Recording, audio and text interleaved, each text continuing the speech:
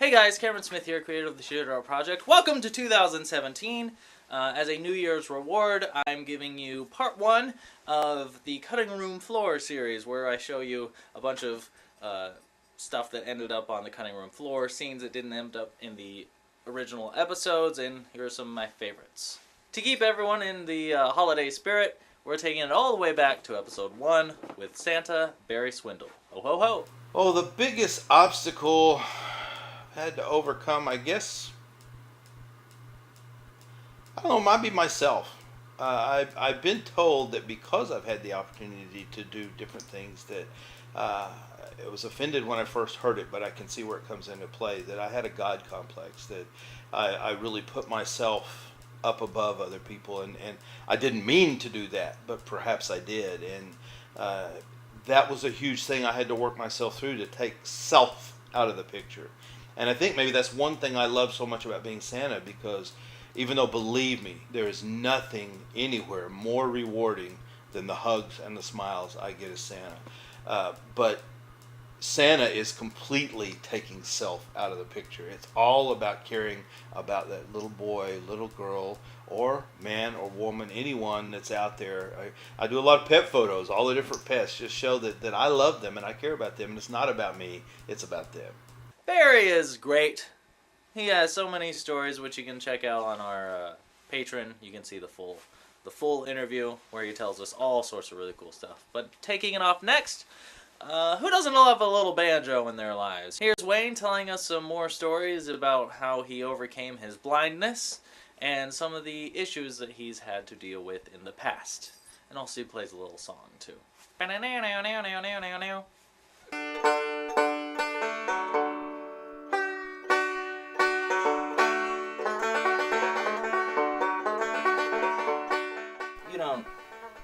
You don't take your blindness as like a handicap to anybody. It doesn't seem not like too it. much. Sometimes it can be a problem. If like I said, the transportation is probably the biggest problem. If you can get somewhere, that's probably 90% of the problem.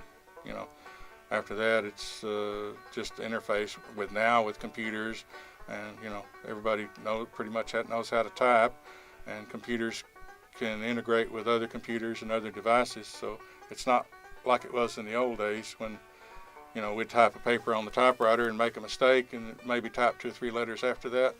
On the word processor now, you have to just back up, but in those days, and if you didn't have a thing called an opticon that would read the print, you didn't know exactly where you were, so fixing that mistake was a problem. So I still remember that. That's probably the greatest problem in college that I had, was trying to fix errors in documents and stuff that I'd try to type up.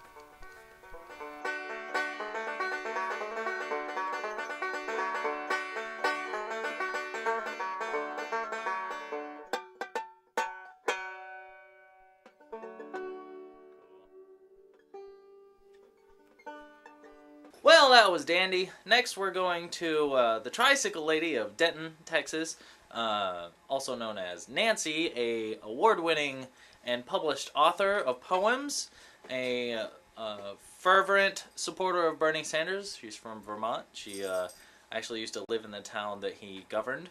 Nancy is a very cool, tech-savvy, wise woman, and keep an eye out for some of her cats.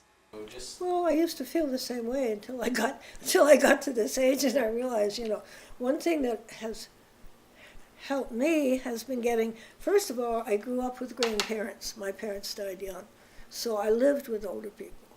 And at first, I thought it was a terrible handicap, but now that I'm that age and older, I understand a lot more about them. And older people are very interesting. They don't have to cover up things anymore. If they've reached a point in life where they like themselves. A lot of older people have had bad experiences and really they're not going to change. And I believe that anybody can change at any age, and you just have to have a motive and a reason for it. I guess if I was to say anything to younger people, it's that treasure yourself, be be confident that you can handle life, because a lot of kids are scared. They don't want to go out on their own and maybe have a job taken away from them and have children. I love my family, but if I were to do it over again, I would wait a lot longer before I had kids. They're all wonderful people, and they turned out very well, and I'm proud of them. But it would have been so much easier for them if I had waited until I was older. And I enjoyed the senior center for the simple reason that the people that go there are no different from me, and some have got a more interesting life than I've had. I've gotten to know a lot of people here that I would not have normally run into. Well, I mean, who doesn't love a good-looking cat? I mean, honestly. Okay, so next we're going to Denton again with more fun comics and games, and Sean, who is an expert and like actual professor in American mythology and superheroes and comic books. He actually is part owner of the store where we shot the episode. He gives a little bit more mythos behind what it is, like why America is so obsessed with superhero culture right now, and really why we always have been. If Sean had his way, maybe they'd make a good movie version of this guy. Am I right, Sean? Sean knows what I'm talking about. I know, right?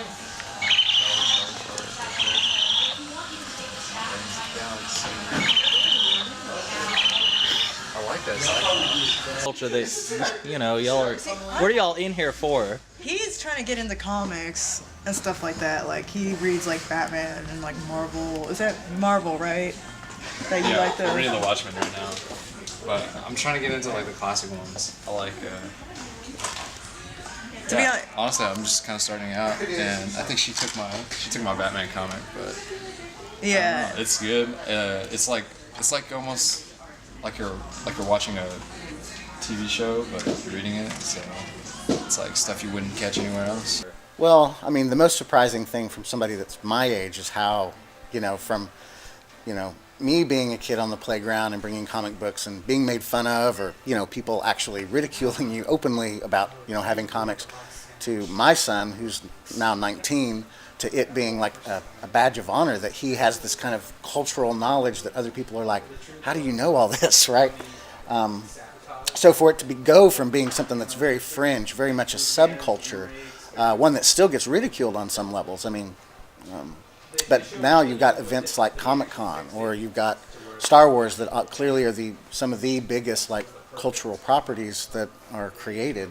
That's a huge shift just within my timeline, right? I mean, just within like my years to have something be like, oh my God, that's derided to, wow, this is not only socially accepted, but it's like the cool thing. I mean, if you consider that comics at one time, with a book by Frederick Wortham called Seduction of the Innocent, that they were actually put on trial in Congress for corrupting kids and possibly turning them into juvenile delinquents, creating sexual perversions, and reaching a point where comic books were almost de facto banned by the U.S. government, to now the biggest media companies in the world are standing in line over comics properties and to turn them into movies. I mean, that's mind-blowing. That's quite a flip. So that about does it for part 1 of our Cutting Room Floor series. We have more over on our Patreon page. Become a patron so you can see part 2. Part 2 will feature several of our episodes from the Mosaic Family Services, the teacher whose birthday surprise went viral, the Harry Potter wedding, you guys want to see that, as well as a sneak peek at the next episode. Featuring Matt Tedder playing a little guitar and talking to the expert over at the Robert Johnson recording studio, where he recorded half of his legendary tracks that changed the face of blues music. So head on over there, become a patron for as little as $1, get exclusive early premieres, exclusive scenes, full interviews, and there's everything you could ever want for as little as $1.